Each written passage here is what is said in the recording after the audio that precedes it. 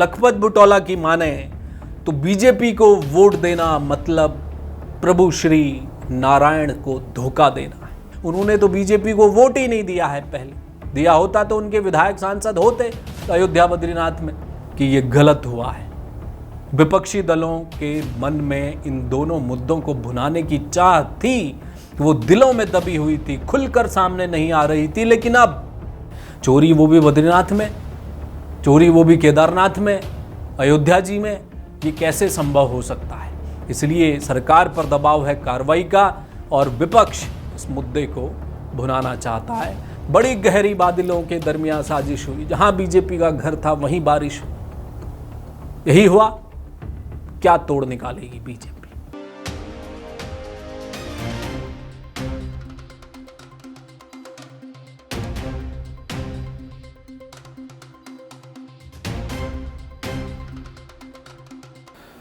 क्या बीजेपी को वोट देना भगवान श्री नारायण को धोखा देना है? राम मंदिर और बद्रीनाथ धाम में जो कुछ हुआ, क्या उसका अंतिम सत्य चुनावी बेला में वोट बैंक की राजनीति है? ऐसा इसलिए क्योंकि कुछ दबी हुई बातें थी जो दिलों में अब तक थी, वो जुबां पर आई हैं। विपक्षी दल इस मुद्दे को खींचकर आगे तक ले जाना चाहते हैं और अंत में जनता को यही समझाते नजर आ रहे हैं कि बीजेपी को वोट देकर आप दरअसल नारायण को धोखा दे रहे हैं। नमस्कार, जय भारत टीवी देखना शुरू कर चुके हैं आप। मैं हूं हेमबट। अयोध्या में जो कुछ हुआ, उसके बाद बद्रीनाथ में जो कुछ हुआ, इन दोनों मुद्दों ने देश की राजनीति को गरमा दिया।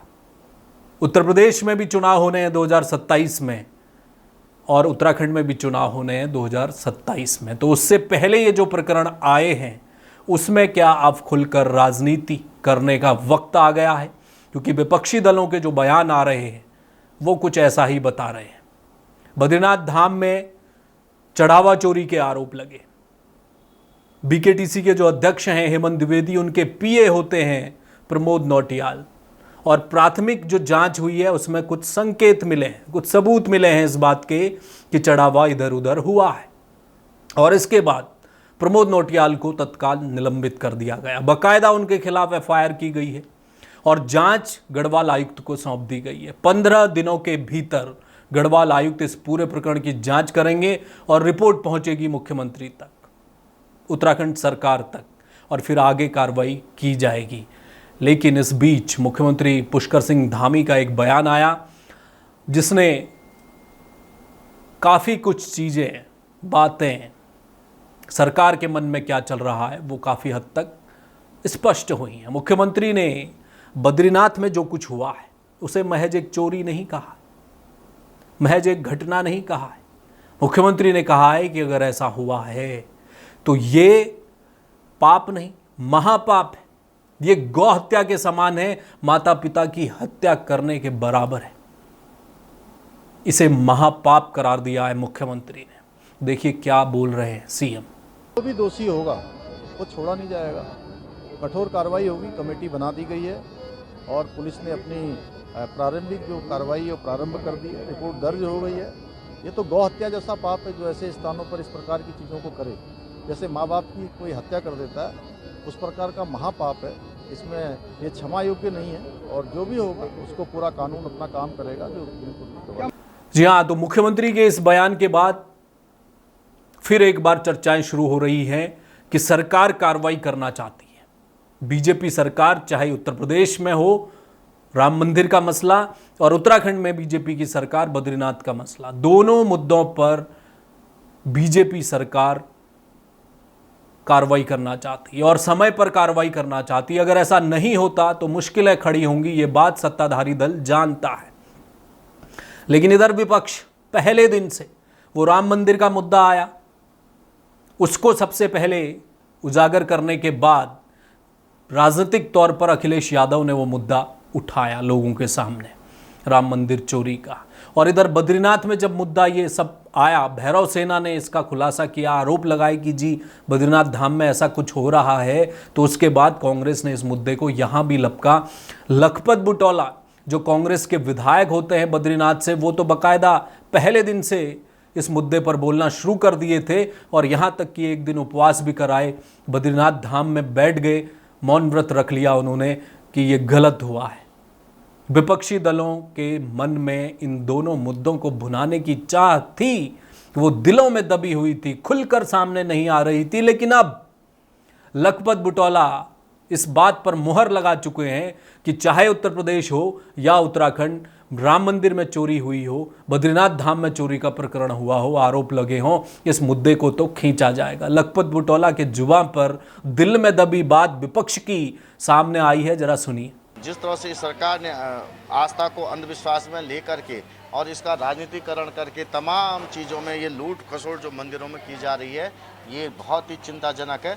यहाँ की जनता से मैं कहना चाह, पूरे देश की जनता से कहना चाह, इस तरह की सरकारों को यदि वोट देने का मतलब है, आप उस नारायण को भी धोखा दे रहे हैं। जी हाँ, तो लखपत बुटौला की माने तो बीजेपी को वोट देना मतलब प्रभु श्री नारायण को धोखा देना है। और राम मंदिर, राम नाम, बद्रीनाथ धाम, केदारनाथ धाम पुनर्निर्माण, ये सब कुछ बीजेपी के एजेंडे में रहे, प्राथमिकता में रहा है। चाहे वो राम मंदिर हो, बद्रीनाथ हो या केदारनाथ हो, चारों धाम, उत्तराखंड तो देवभूमि।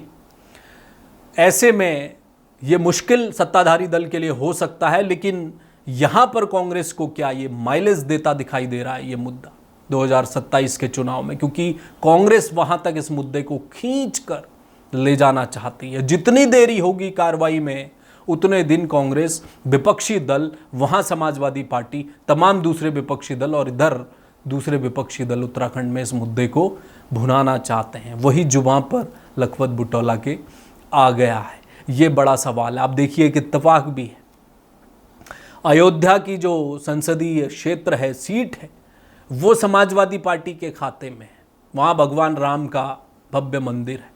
उसी भगवान राम के नाम पर बीजेपी ने कई सालों तक चुनाव लड़ा और अंतिम में जब सरकार बनी तो उस मंदिर के निर्माण भी बीजेपी ने की सरकार के रहते रहते वहाँ पर कराया गया। उत्तराखंड में बद्रीनाथ धाम है, बद्रीनाथ धाम की जो विधानसभा सीट है वो कांग्रेस के खाते, वो भी विपक्ष के खाते में। यानी कि जो लखपत बुटौला कह रहे हैं कांग्रेस के विधायक की जनता वोट बीजेपी को न दे, अगर देती है तो ये भगवान श्री नारायण से धोखा होगा, वो जनता पहले ही विपक्ष को वोट देकर बैठी है। पहले ही विपक्ष के जो चेहरे हैं, सांसद और विधायक पर भरोसा जताकर बैठी है। उन्होंने तो बीजेपी को वोट ही नहीं दिया है। पहले दिया होता तो उनके विधायक सांसद होते अयोध्या बद्रीनाथ में, लेकिन नहीं है। तो ये भी एक बड़ा संयोग है।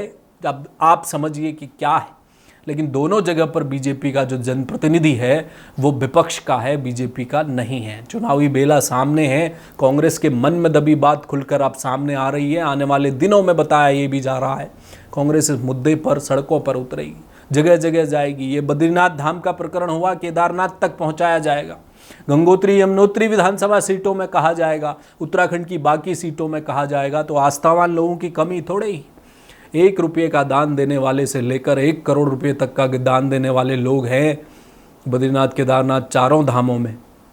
उनके दिल को आहत हुआ है, दिल टूटा है लोगों का, भक्तों का, कि ये क्या समाचार सुनने को मिल रहा है। चोरी वो भी बद्रीनाथ में, चोरी वो भी केदारनाथ में, अयोध्या जी में, ये कैसे संभव हो सकता है। इसलिए सरकार पर दबाव है कार्रवाई का और विपक्ष इस मुद्दे को भुनाना चाहता है और वो बातें भी अब खुलकर सामने आ रही हैं। तो ये समझा जा सकता है कि बीजेपी के लिए बैठे बिठाए गले में मुसीबत पड़ गई है और वो जो मुसीबत है वो घर तक पहुंच गई है, बाकायदा दरवाज़ा तोड़ के भीतर आ गई। उससे कैसे निपटा जाए। बड़ी गहरी बादलों के दरमियान साजिश हुई, जहां बीजेपी का घर था वहीं बारिश। यही हुआ। क्या तोड़ निकालेगी बीजेपी, ये आने वाला वक्त बताए। बहुत शुक्रिया इस खबर में हमारे साथ जुड़ने के लिए। देश और दुनिया की तमाम छोटी बड़ी खबरों के लिए आप देखते रहिए जय भारत टीवी। मुझे फिलहाल दीजिए इजाज़त, किसी और मुद्दे पर आपसे फिर करूंगा मुलाकात। आप देख रहे हैं जय भारत टीवी।